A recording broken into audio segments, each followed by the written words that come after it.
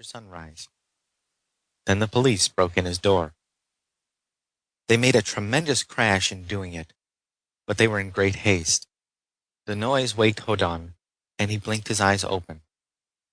Before he could stir, 4 uniformed men grabbed him and dragged him out the door. They searched him frantically for anything like a weapon. Then they stood him against a wall with 2 stun pistols on him, and the main body of cops began to tear his room apart, looking for something he could not guess. Then his friend Derek came hesitantly in the door and looked at him remorsefully. He wrung his hands. "I had to do it, Bran," he said agitatedly. "I couldn't help doing it." Hoddan blinked at him. He was dazed. Things didn't become clearer when he saw that a cop had slit open his pillow and was sifting its contents through his fingers. Another cop was ripping the seams of his mattress to look inside.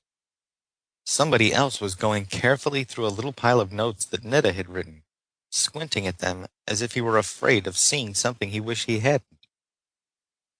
"What's happened?" asked Hoddan blankly. "What's this about?" Derek said miserably, "You killed someone, Bran. An innocent man. You didn't mean to, but you did, and it's terrible." "Me? Kill somebody? That's ridiculous," protested Hoddan. "They found him outside the powerhouse," Derek said bitterly. "Outside the mid-continent station that you—" "Mid-continent? Oh!" Hoddan was relieved. It was amazing how much he was relieved. He had an unbelieving fear for a moment that somebody might have found out he'd been born and raised on Zan, which would have ruined everything. It was almost impossible to imagine, but still, it was a great relief to find out he was only suspected of murder he hadn't committed. And he was only suspected because his first great achievement as an electronic engineer had been discovered. "They found the thing at mid-continent, huh? But I didn't kill anybody. And there's no harm done. The thing's been running 2 weeks now. I was going to the power board in a couple of days." He addressed the police. "I know what's up now," he said. "Give me some clothes and let's go get this straightened out." A cop waved a stun pistol at him. "1 word out of line and pfft." "Don't talk, Bran," said Derek in panic. "Just keep quiet. It's bad enough. Don't make it worse." A cop handed Hoddan a garment. He put it on. He became aware that the cop was scared. So was Derek. Everybody in the room was scared except himself. Hoddan found himself incredulous. People didn't act this way on a super-civilized, highest peak of culture, Walden. "Who'd I kill?" he demanded. "And why?"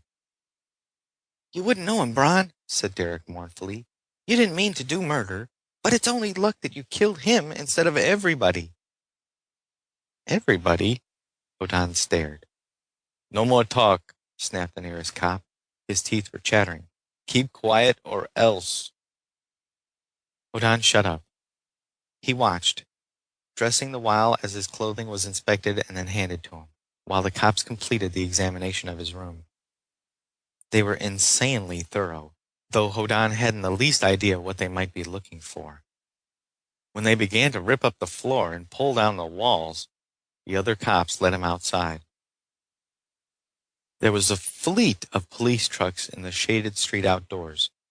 They piled him in one, and 4 cops climbed after him, keeping stun pistols trained on him during the maneuver.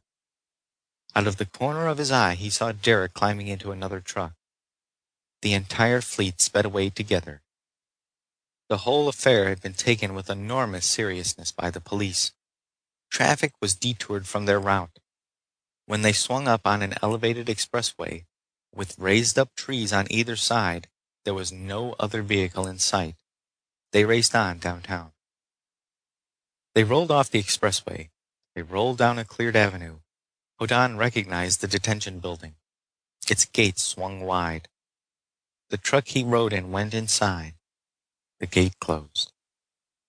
The other trucks went away, rapidly.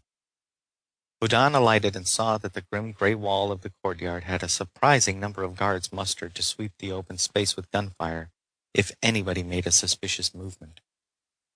He shook his head. Nobody had mentioned